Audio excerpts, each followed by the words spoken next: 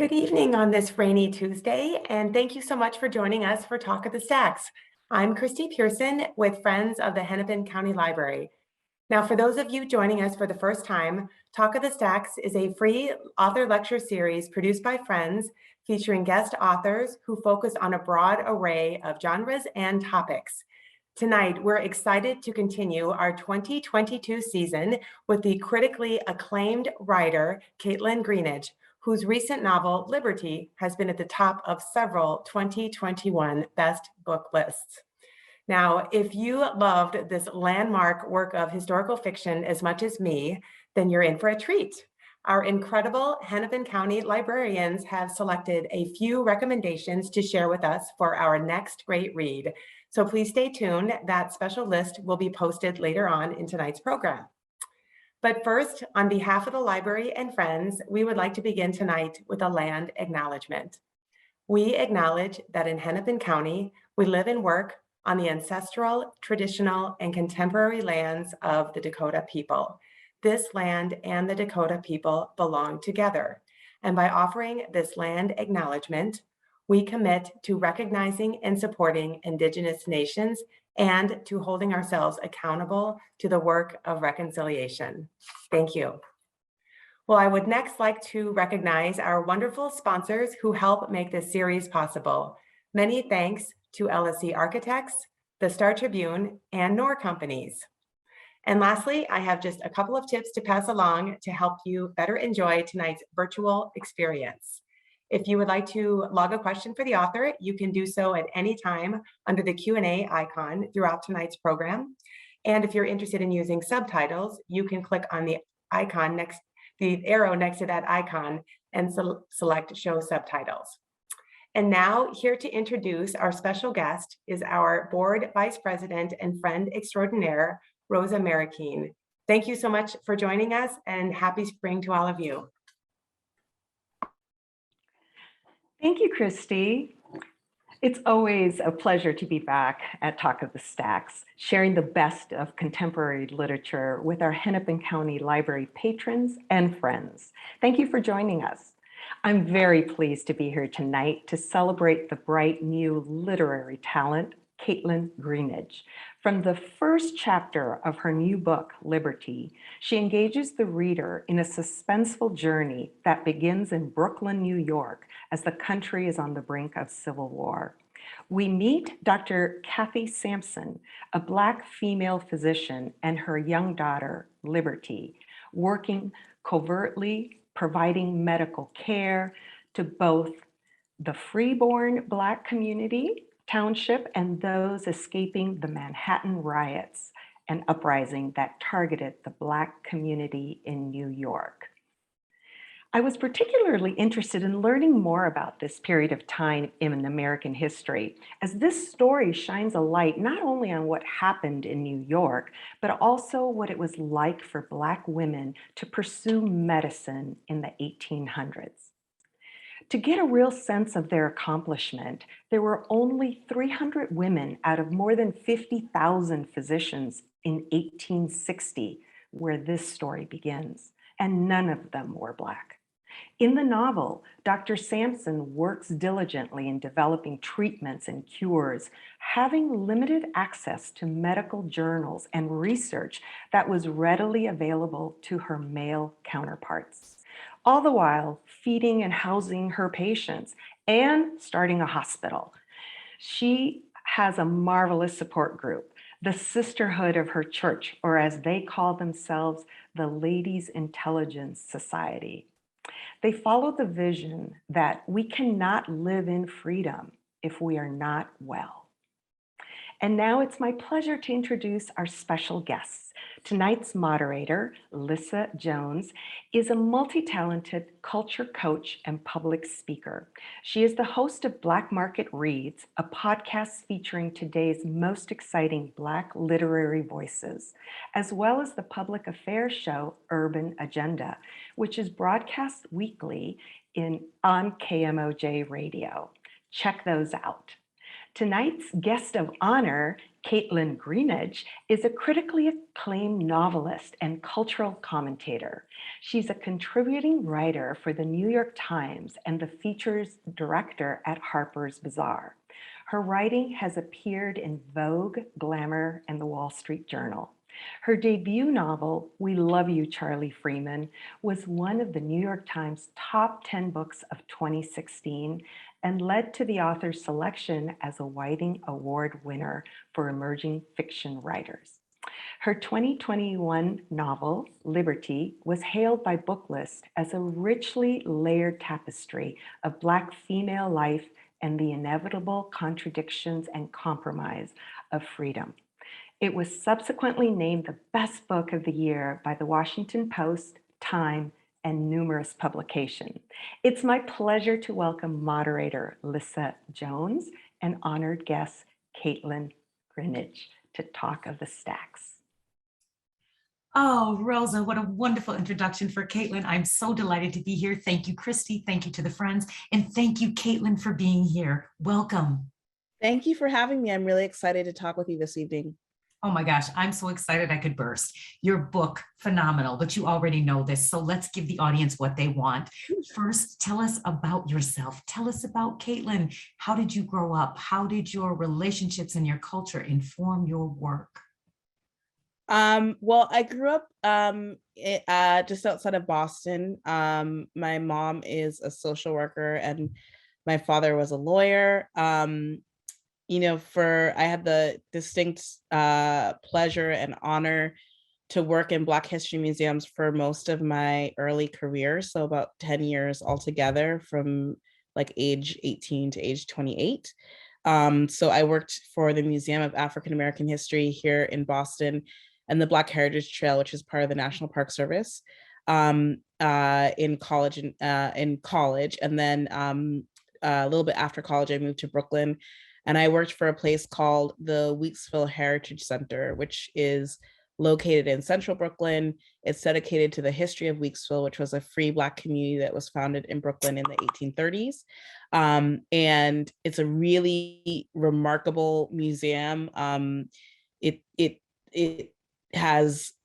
It consists mostly of houses that have been standing since the 1840s on this lot of land that's now a city block. But when you sort of approach it, it looks sort of like this wide open space. You can see sort of how Brooklyn was before it was built up when it was farmland. And it's also really a wonderful museum because it sits across the street from the largest and oldest public housing project in the city. And residents of that project are who led the charge to preserve that history and make sure that those houses weren't torn down during urban renewal in the 1960s.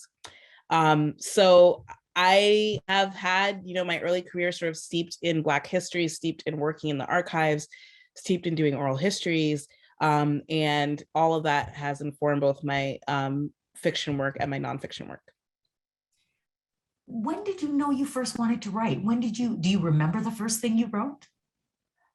I always wrote growing up, and I was really lucky in that I was encouraged to write from a pretty early age. In high school, I worked for a creative writing summer camp called the Writers Express that is still, an iteration of it still exists today. And those people who I worked with there as a high school student have been mentors throughout my career. So a second life that I had when I left working in historic preservation was I worked for a number of years in digital curriculum writing. And so those people who I worked with as like a 14 and 15-year-old who taught me how to write an essay as a really young kid, who really encouraged my fiction writing, they were the people who were making this digital curriculum like 15 years later. And so I was able to sort of do a career pivot and work with them around that. And writing and teaching writing workshops and being in writing workshops has been something that's always been a part of my life and has been a really sort of expansive way for me to think about public education and connecting with writers and readers. I am so fascinated. One of the things that struck me about your book that grabbed me right away was the depth and the beauty of the relationships between Black women. Does that come from your lived experience? Partially for sure, in every workplace that I've worked at, with probably the exception of the digital curriculum, it's been majority Black women. And I've been very lucky in that. I don't think I've ever had a male boss, maybe only once for like 3 years out of my life. I've been very, very uh, insulated in that way. And I've always been inspired by the Black women who I've met in these places, especially when I was working at Weeksville. The other women who worked there were just absolutely phenomenal. Basically, everything that we think today is like really exciting and new and interesting around Black culture and Black history, they were already doing. So like they were already super interested in Afrofuturism. We did a whole exhibit on Afrofuturism in like 2004 that nobody really cared about because it wasn't a big deal then, but like we were doing stuff around like, fashion and Black history. And I started a farmer's market with a bunch of them there, and a community garden with a bunch of them there, and just completely innovative, forward-thinking women. Because it was an all-female staff and because it was a Black History Museum, it was always a fight to get funding and a fight to get people to take our work seriously. But it was always a true sort of honor to work with people who were really just innovative and creative and rigorous minds around all this stuff. Were those women in part inspiration for the LIS? Yeah, so in the book, there's the Ladies Intelligence Society, which is based actually on a real group that was in Weeksville, Brooklyn, during the Civil War. So it was called the Ladies Intelligence Agency. And they're mentioned really briefly in Weeksville, the Black community's newspaper, where they talk about them having a meeting, and that they were called the Female Intelligence Agency. They were called the FIA.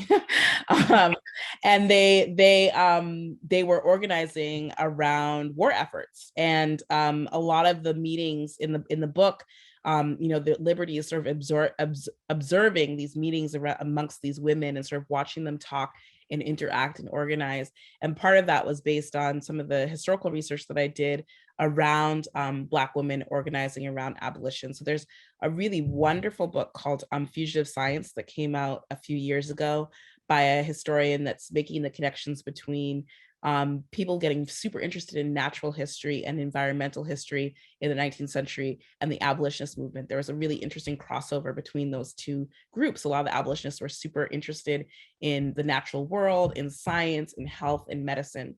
And all that is to say that the historian who wrote that book, she sort of talked about this one group in Philadelphia of Black women abolitionists that would meet, and they would have these things that what today sounds like a writing workshop.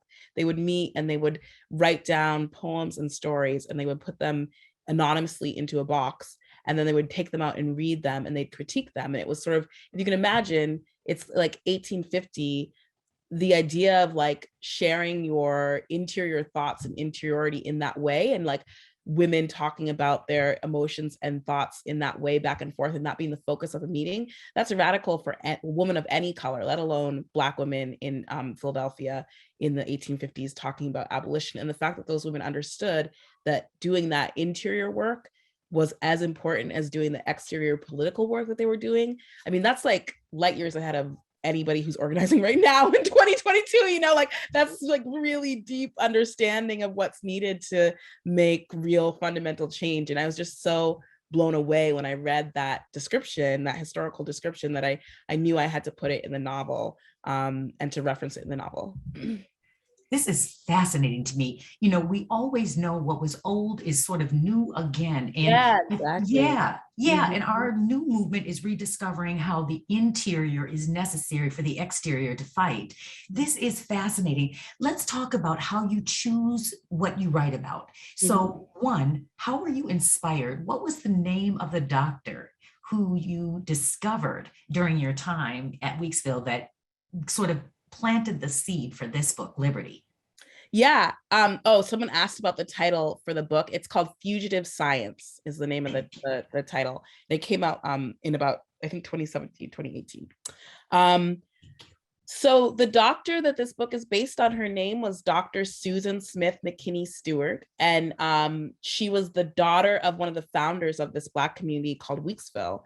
And so her father had gotten together with about 5 other Black men in Brooklyn right as slavery ended in New York State. Slavery ended in New York through a period of gradual emancipation. So it took about 20 years from it being officially ended for everybody to get free. But by 1838, everyone was going to, by 1827, everyone was going to be free.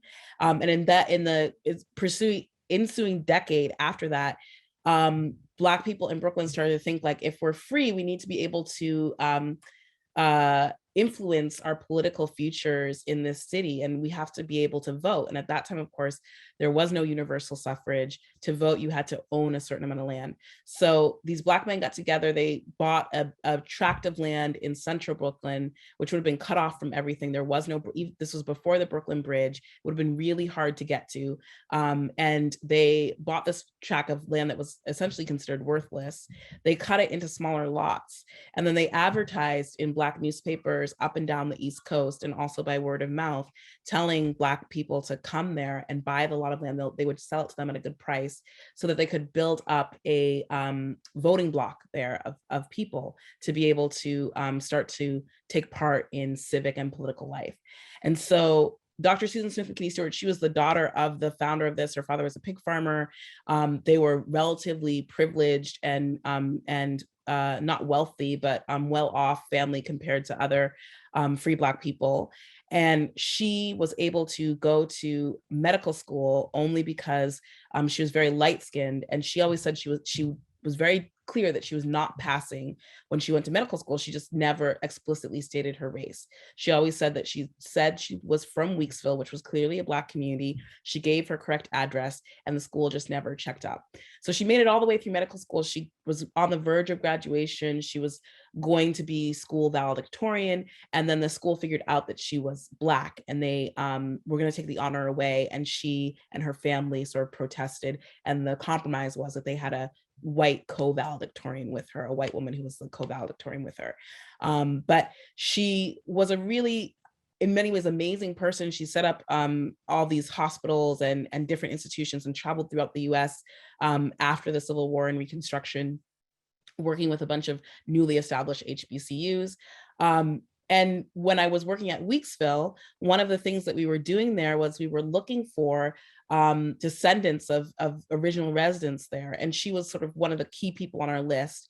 And we found this woman who was her great-great-granddaughter and had written this book about her family history. And we did an oral history with her, hoping to sort of get some family stories about all of this. And when I went into that oral history, I sort of assumed that it was going to be sort of like a standard, Black excellence oral history, like our ancestors did great things. These are sort of all the wonderful things that they did. These are sort of I thought we were going to get all the highlights. I did not expect to get the lowlights.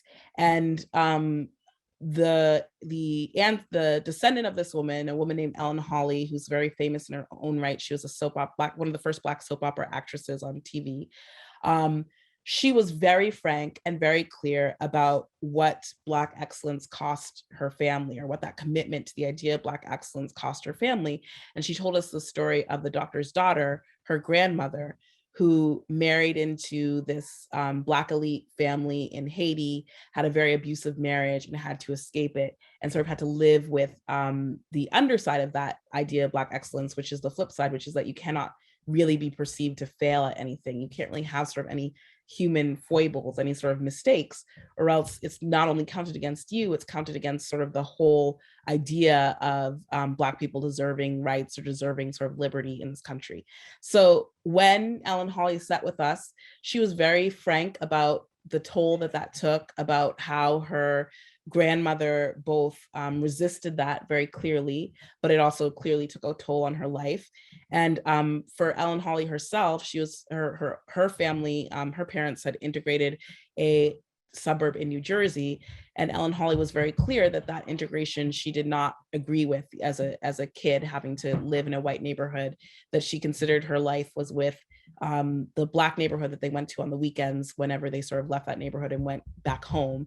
But that living in this integrated space in the 1940s as a light-skinned Black girl was not something that she would have chosen for herself. And so it was like I really appreciated that frankness from her, and that openness was what intrigued me to the story and what made the story interesting to me. You know, I wasn't so much interested in the fact that Dr. Susan Smith McKinney Stewart had overcome these barriers, even though that's a fascinating thing in its own right. I was more fascinated in what the emotional and interior toll of looking at the world that way takes on a family over time. I sit here having felt what my daughter would say would be all the feels, and then hearing you say it, you know, I mean, but hearing you say it, it's like it even lands more deeply. Because let's talk about the book. Color, nigger, Black freedom by degree. Do these things resonate with you when I say them? Yeah, I mean, freedom by degree, that's really the crux of the book. So, you know, one of the themes of the book going throughout is what is freedom, and freedom in this country has always been conditional. So what does it look like for different people, even though the overarching narrative in our country is, you know, freedom must be the same for everybody, but it really isn't. You know, like, we're living through a time when, and I would argue in the past it was the same, when a big portion of this country defines freedom as what they can get away with doing to someone who has less power than them. And that's how they're measuring their freedom. They're saying, what can I do to my kid that you can't tell me what to do? What can I do to the land that you can't tell me what to do? What can I do to this other person over here that you can't tell me what to do? And, you know, the counter to that is that there are people in this country who have defined freedom completely outside of those bounds, who have really tried to think about freedom in a bigger way. You know, if I have freedom, what does that mean that I owe or need to do for people who are less powerful than me? If I have freedom, does that mean that I have to free someone else? If I have freedom, is my responsibility to make sure that this is a gift that everybody receives? So there's these really contending ideas, you know, that throughout our history, throughout our legal history, throughout our cultural history, of what freedom actually means and what that sort of looks like. And for the characters in the novel, the freedom that they're experiencing depends on a lot of different things. It depends on their class background. Liberty and her mother are both extremely privileged. You know, the mother is a doctor. Liberty goes to college. She knows how to read as a young Black girl in the 1850s and 60s. So their experience of freedom is very different than the formerly enslaved man who they meet at the beginning of the novel, Mr. Ben, who's coming into a freedom space, but is still living sort of within the trauma of being enslaved and of losing loved ones to slavery.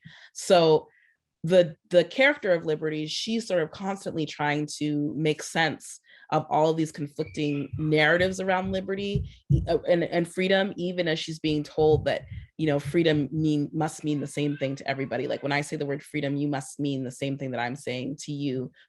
That word must mean the same thing to each other when we're having a conversation. When in her experience, she knows that that's not true.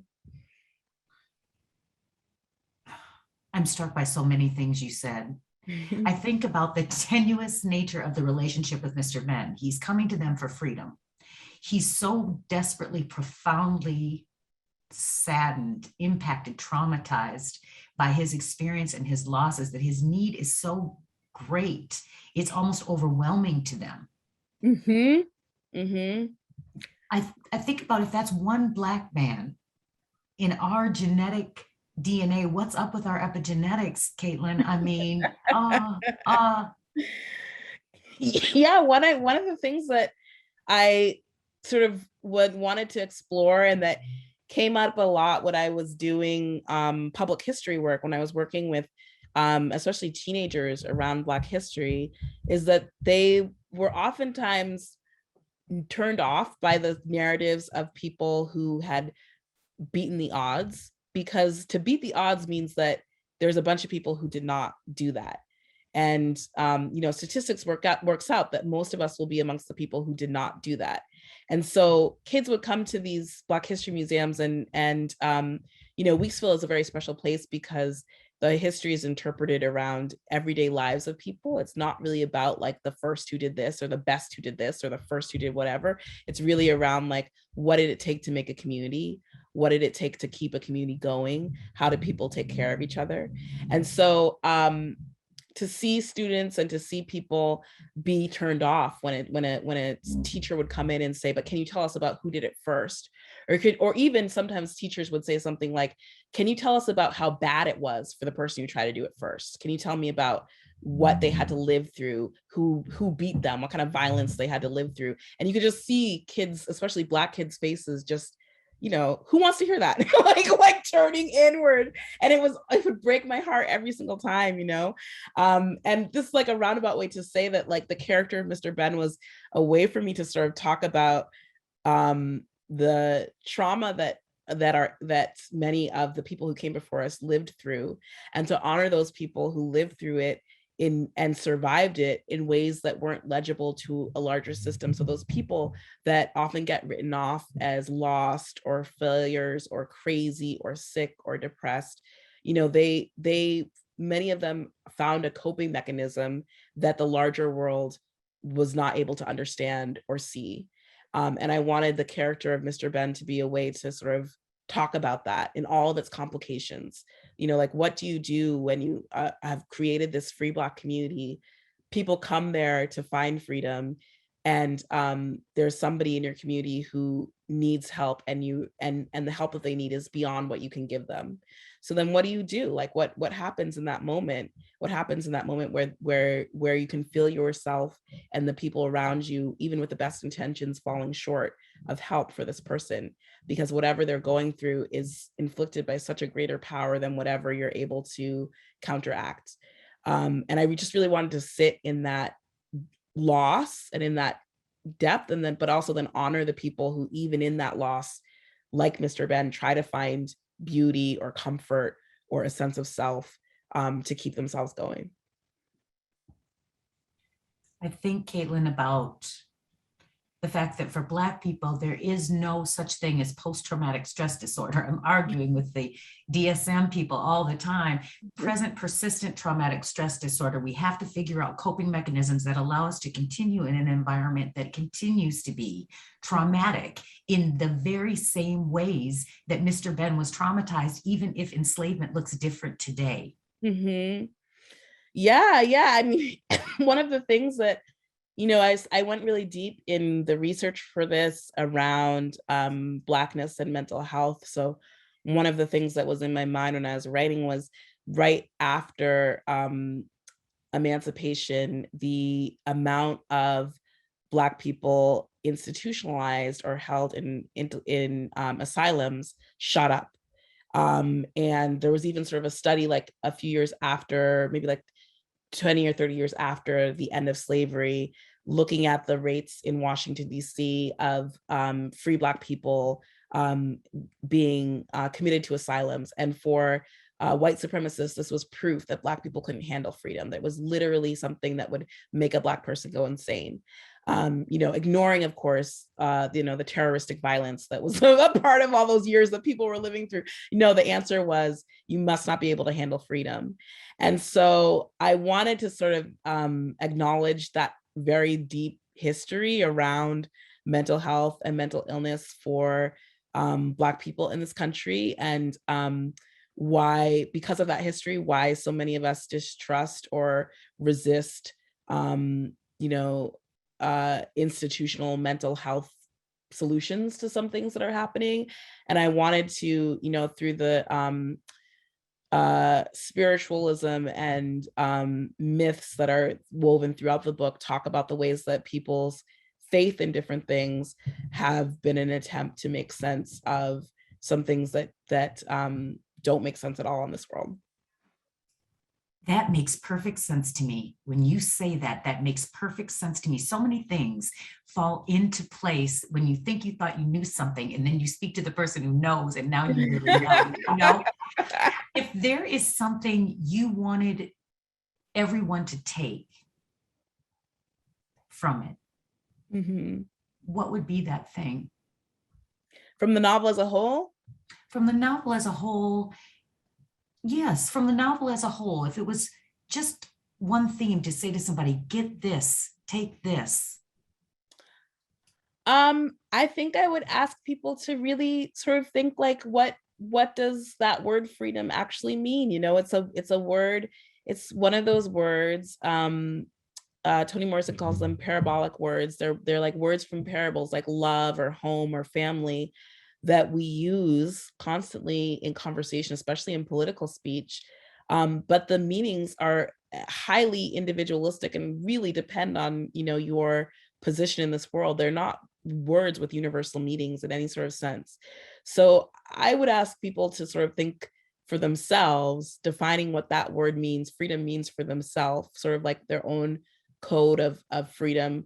When I was in grad school, one of our exercises that we had to do is we had to write like our own personal code of what we thought a writer was supposed to do. It wasn't for anybody else to see. It was just like a paragraph where you actually like wrote out like, what do I think I'm doing right now? Essentially, like, what do I think my work is supposed to do? It didn't have to be a grand like thesis statement. It was just for yourself, literally, like within the context of my own life. What is my work doing? And so I think that same thing, like in the context of my own life, what does freedom actually mean? And what does it look like? And what does it mean that I owe to myself and to other people, if anything at all? And then once you've sort of done that rumination, think about it, then start to measure against like what it's how that word is being used in our wider culture, and where are the places where your meanings intersect, and where are the places where your meanings are either opposed or are left out. And I think starting to think more carefully around language like that, and how people use language like that, I think it starts to lead us towards more solutions around you know, areas that are lacking in our lives, I guess. Thank you. Why did you choose to write historical fiction? And how do you choose to write different things? Because when I did my research on you, you write in a lot of different ways, fiction and reported pieces and in magazines. How do you choose, and where do you get your inspirations? I think it just depends on what a particular project needs. So like the story of Dr. Susan Smith McKinney and her daughter was so interesting and expansive and touched on so many different themes and things and pieces of history, and knowing that most of that history is, I don't want to use the word unknown, because I think people always sort of know, or if they think about it, sort of understand parts of that history, but parts of history that are less thought about or highlighted, I guess. And so for that reason, it made sense that it would be a novel, because it was like in fiction, you can really explore all of those things, and you don't have to make an argument really about any of it. You can just sort of let characters experience these things and experience a bunch of different and conflicting viewpoints or pieces of history. And, you know, with other things or other pieces of information, it just makes sense that it would be an article, or makes sense that it would be an op-ed. And it really just depends on what the actual piece of information is, and what I sort of want to do with it. You know, like fiction is about creating space for people to have their own questions or sort of like work out their own things. And then a nonfiction piece is more of reporting. It's sort of telling you what's going on, or what my conclusion is about things. And so, you know, I think when I come across a story or a piece of information, it's really like, do I want this to be a question for everybody, or do I want this to be something that I'm sort of recounting to people, is what makes the decision from fiction to nonfiction. That is so interesting to me. Love, one of Toni Morrison's words, that doesn't have a universal meaning. And in fact, in your book, one of the things that I love about it is that it examines love, Black love, in a way that not only humanizes Black people in a way we're not often humanized, but also speaks to the complexities of the ways that we love. Was that one of the themes you wanted to interrogate and amplify? Yeah, I really was interested in sort of all of these different forms of love, and particularly romantic love for the characters. So Liberty, you know, impulsively marries someone who she doesn't really know that well. And she's not sure if it's love or not, but she tries to convince herself it is, as does her husband. but they're marrying each other for, all of the complicated reasons of both love and attraction. And also they recognize parts of their families or themselves in the other person. And so I really wanted, it was fun to sort of do the challenge of writing these two characters and seeing if they could be believably in love or attracted to each other for a reader. And to have Liberty sort of question that over time and still have the question open for her at the end of the book. That was a lot of fun to sort of figure that part out. The letters. Speaking of the end of the book, do you write letters? Do you like letters? And how did longhand letters get included in the book? So when I was mapping out the book, when I was trying to figure out the structure of the book, I was looking for sort of myths or stories that already had a structure that I could borrow from, so that I wouldn't have to necessarily come up with like big plot points. Like I could know what the plot points were already and just focus on creating the scene and building up to it. So the thing that I wanted to that I ended up basing the overarching plot of Liberty around was the Persephone myth, which is Demeter. She's the goddess of the harvest, and she has this daughter Persephone who's taken down to hell by Hades for marriage, and the mother and daughter miss each other sort of across time and space. So I read as many different versions of the Persephone myth as I could, and sort of got all these different things that happen in to the different versions of the Persephone myth and included them in the novel, so that the characters can sort of like be pinned to these certain turns in time. All that is to say that one of the versions of the Persephone myth that I read was this really wonderful interpretation of it by the poet Rachel Schuckert. And when her interpretation is that is to write it as letters between Persephone and her mother back and forth. And so I really loved that idea and that image, and the idea of letters was really wonderful to play with. And then there's a few poets who do really wonderful stuff around text and interplaying text and letters. Sophia Sinclair is one of them in her book Hannibal, and then also Timbease Hess in Olio is the other poetry book that was really helpful around that. So those were really great sources of looking at how to layer different texts together in a letter format.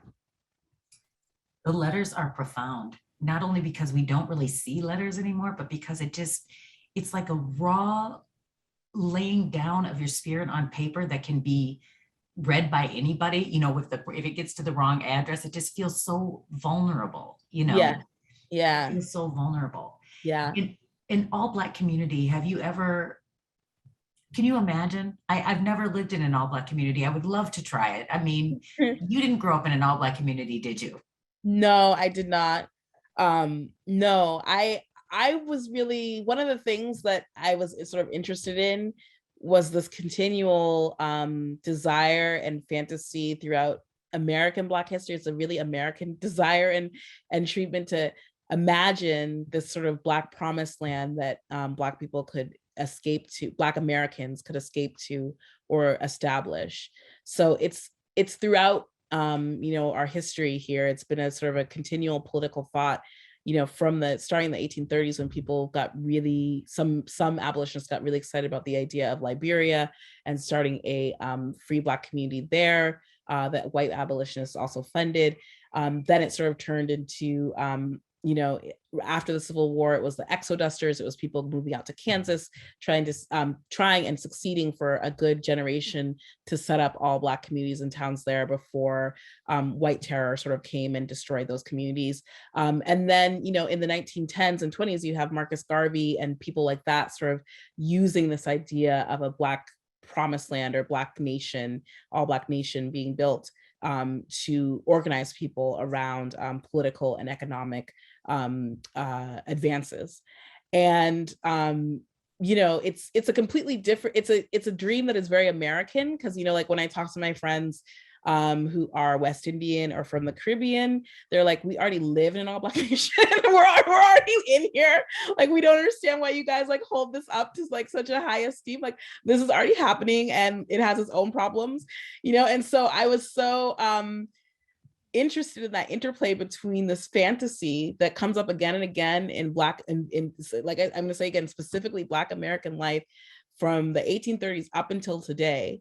And then, but living concurrently alongside this reality of Black nations in the Caribbean and in Africa that have always been in conversation with certain elements of Black America, and how much Black Americans have either looked to those countries or sometimes overlooked those countries. So one of like a really fun tidbit that I found when I was doing research around Black Americans' connection to Haiti in the 19th century was this report in a Black newspaper in Washington, D.C. about how excited Black people in Washington, D.C. were that the Haitian ambassador was coming to D.C. and everybody wanted to host him.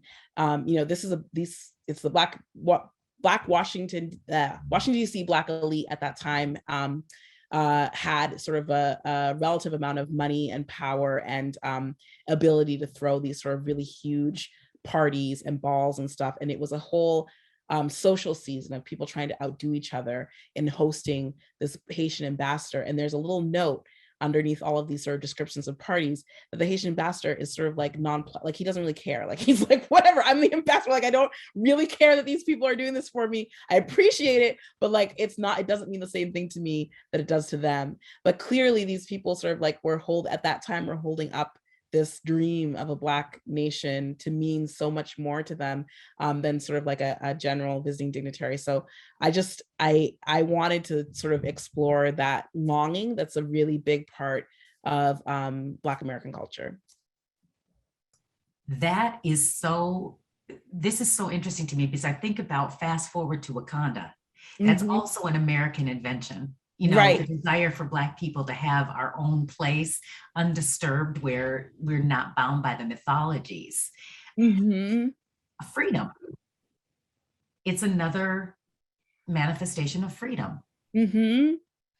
Yeah. And I mean, but I think, you know, I think sometimes there can be sort of the belief that if that were to happen, you know, the inequalities that we see would somehow disappear. And we simply know that's not the case. You know, one of the things that quotes that sort of struck me again when I was doing research, especially around colorism, is this quote from a writer where he said, like, if by some crazy misfortune, happenstance, every white person in the world disappeared tomorrow, we would still have colorism in our communities. Like, people would still be discriminating against each other based on perceived skin tone. That structure wouldn't just like disappear because the people who you think are imposing it are gone. You know, it's ingrained in so much of our and hasn't been unpacked from so much of our culture that it would continue. And so I was really struck by that as well. You know, I think the flip side of that dream of a Wakanda, of a sort of like an all Black nation, is this idea that it'll somehow be more enlightened or better. And, you know, I think that's definitely a possibility, but it doesn't get there just because Black people are in charge. Like, it would take a conscious decision to want to do something a little bit differently for it to be there. And that's sort of what Liberty, the character, comes up against when she's with her in-laws, is she realizes how much of her father-in-law's understanding of being in this country is about domination, about how little respect he has for most of the Haitians around him, about how he is dominating and subjecting the women in his church around him. And she realizes that, you know, yes, they are in sort of this Black paradise and they're free from some things, but they're not free from this really oppressive and repressive way of viewing the world. I think I want to talk to you all day, and I know we don't have all day. So, all right, I want to wrap with this question because I've got to turn it over to the audience for questions themselves, though I love them dearly. I wish I could be with you all night. Okay. I always like to know, what are you reading and how do you decide what you read?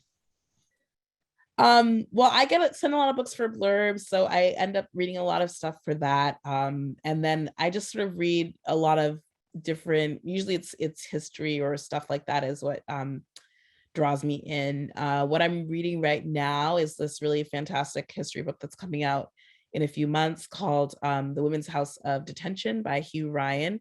He wrote a book called When Brooklyn Was Queer that came out a few years ago, which was a history of queer people in the borough of Brooklyn. But Women's House of Detention, I think it's one of the best history books I've read in a very long time.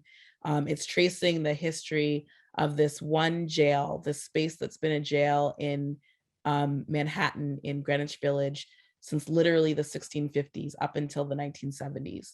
So nearly 300 years of incarceration in this one space where the city sort of built up around it.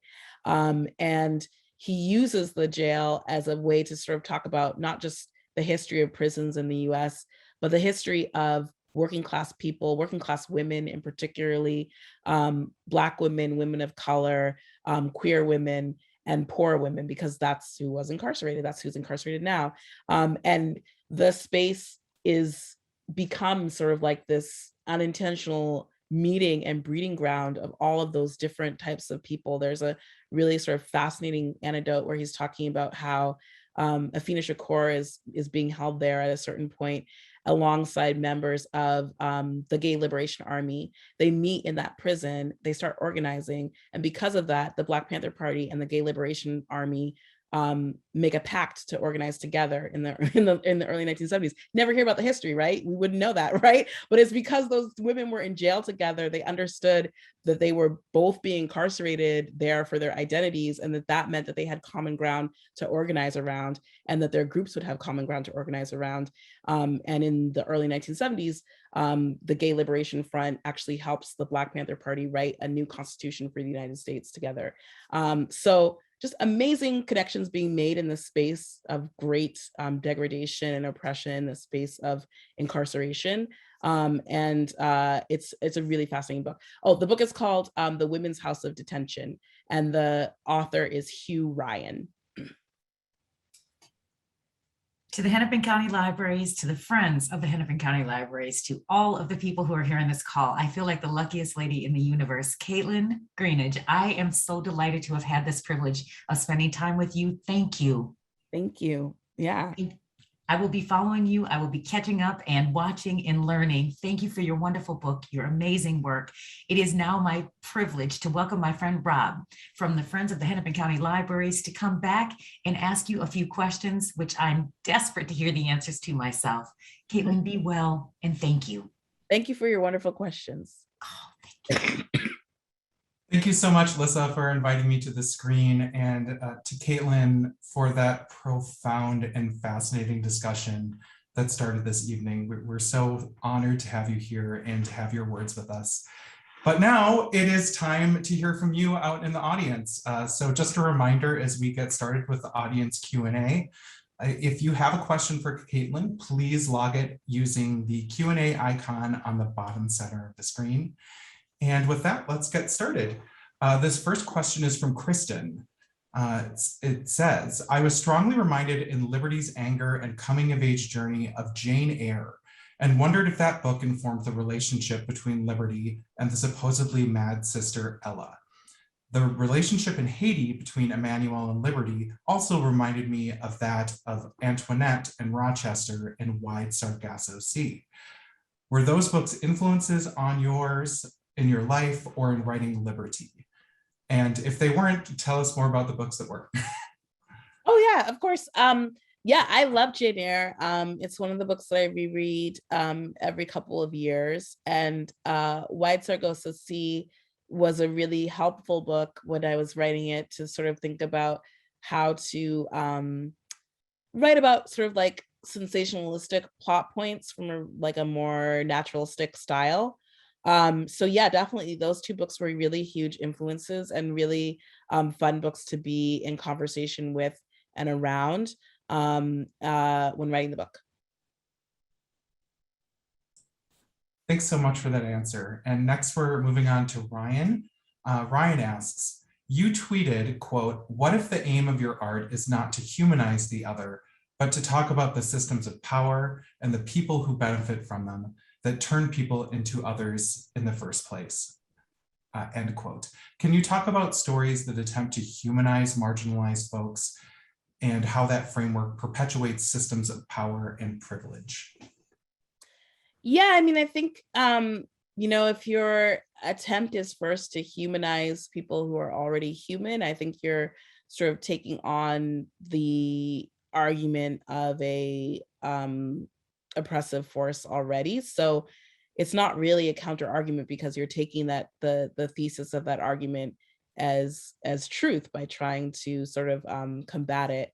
And I think when you start from the idea of like, I'm going to humanize this character or humanize this group of people, it's often already sort of limiting what you're going to do because, the Victor Lavalle is a writer who I really love and have had a lot of conversations with and has been sort of like a huge intellectual influence. And he has a really wonderful book or short essay on voice, on writing on voice. And in it, he sort of talks about how like the tendency, especially if you're writing about yourself or your family, he's talking about memoir in particular, is to either turn yourself into an angel or a monster when you're sort of encountering those things. Either like you are the best person in the world, and your family relationships that you're encountering, that you're recounting for the reader, you're always sort of the observer, and you're never the antagonist, and it's always other people doing stuff, or you're the absolute monster, and everybody in your family is great, and you were sort of like this devious, awful person, and nobody could see your wicked ways coming. And both of those ways of sort of writing about yourself and the world are not really sort of emotionally true. They're very satisfying and sort of an easy way to do it, but it's much harder to sort of get into the murky gray area of where your intentions are maybe unclear, or the intentions of those around you are mixed or somehow crossed.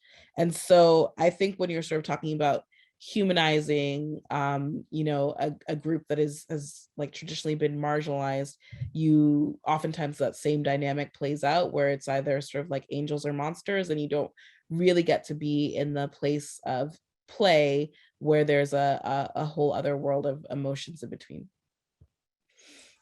I think this follows up beautifully on your thoughts on Black excellence earlier, and the fact that Liberty herself is such a fallible character. Was that something that you knew from the beginning, that you were going to make Liberty a fully rounded human being who was capable of greatness, but also capable of failure?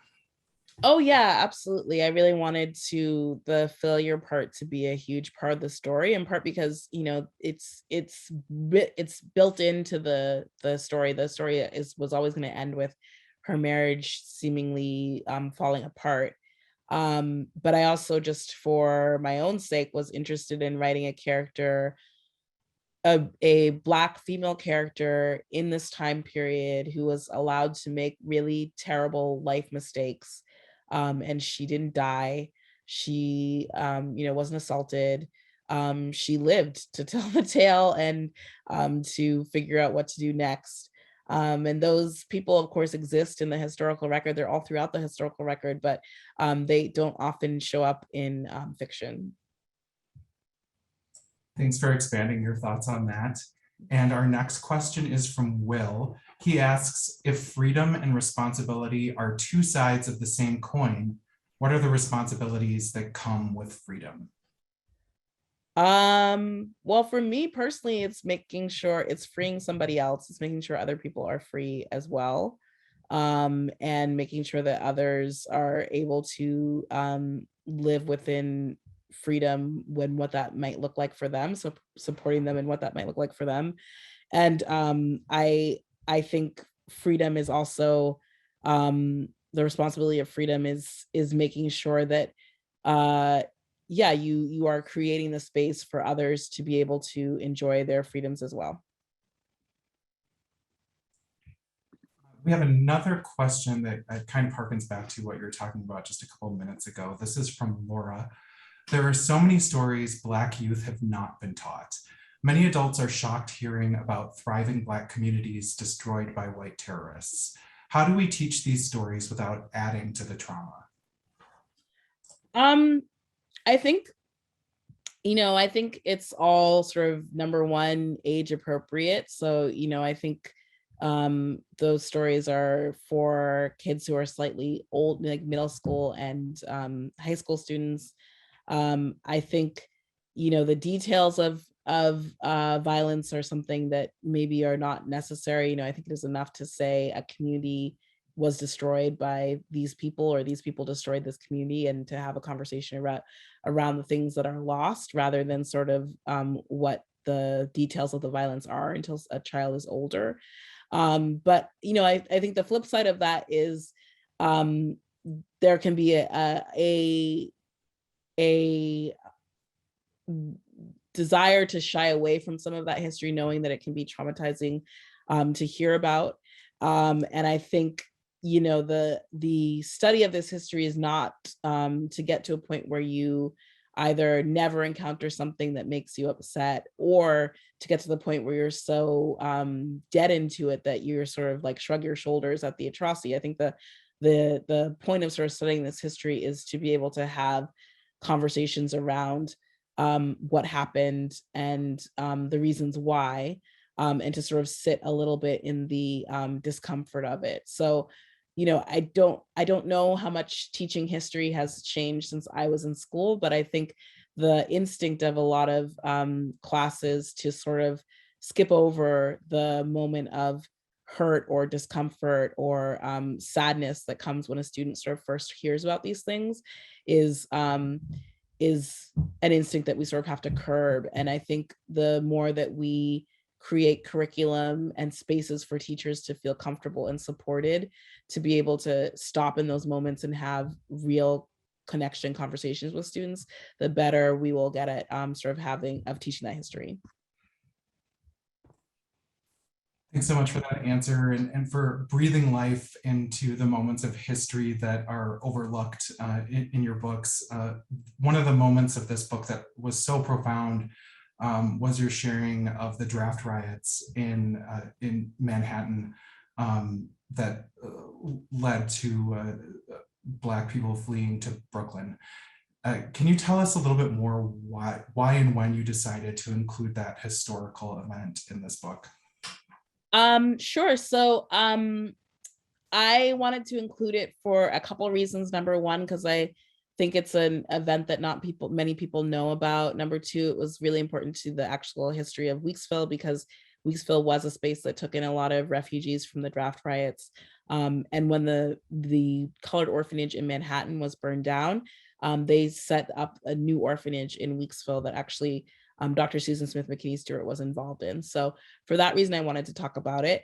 But then also when I was doing research, I discovered this really remarkable memoir from this man who was a child in the colored orphan asylum in Manhattan and lived through the draft riots. So actually experienced firsthand the burning down of the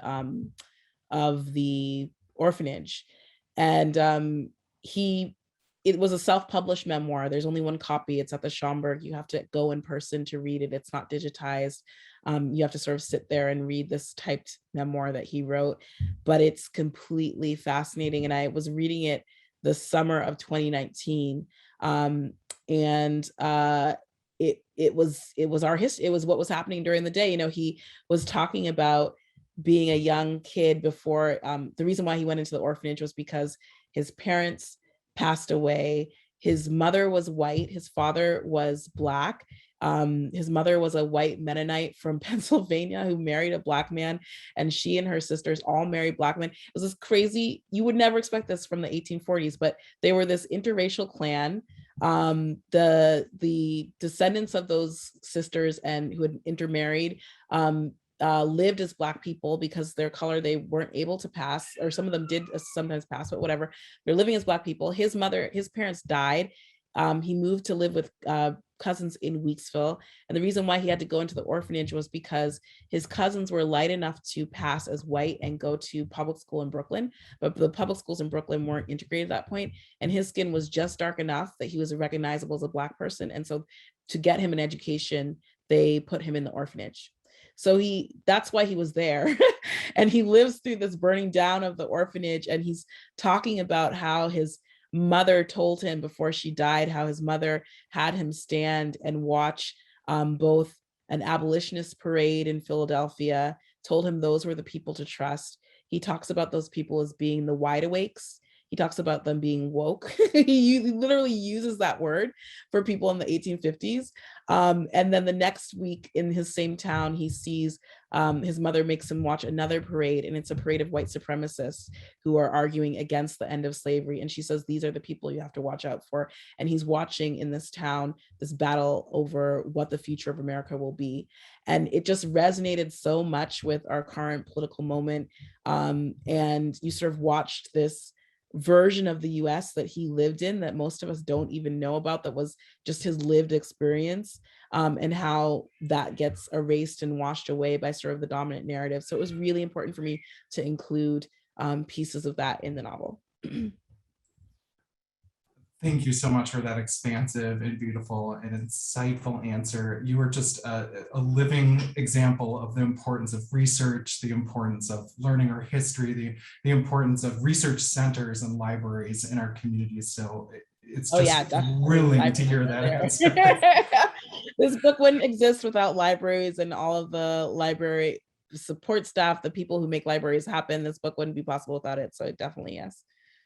Well, I did promise Kaitlyn before we started talking that we'd have a hard stop at 8, and here we are. So we don't have time for any more questions. But I do want to let you know that if you have not yet read Liberty, you absolutely should. It's available in paperback now, and you will not regret reading it. I know you know that from this conversation, but please pick up your copy, and we'd ask you to please consider making your purchase through our bookseller partner, Majors and Quinn. Thank you for making those purchases locally. When you do so, you are helping our local literary community to thrive. I'm going to drop links in the chat to Majors and Quinn in just a moment. I also want to say before we close, I have another resource to share. If you enjoyed tonight's talk and you're looking for more historical reads featuring strong, powerful women, our Hennepin County librarians are here for you. Click the link in the chat for their historical fiction recommendations, or don't forget to order that copy of Liberty from Majors and Quinn. Links in chat coming in just a moment. So thank you so much, Kaitlyn, for talking with us tonight. It's just been fascinating. Thank you for having me. And thank you also to Lissa Jones for leading the conversation. And thank you for joining us tonight. It's just been such a pleasure having you with us. We hope to see you again soon, and everyone have a great night.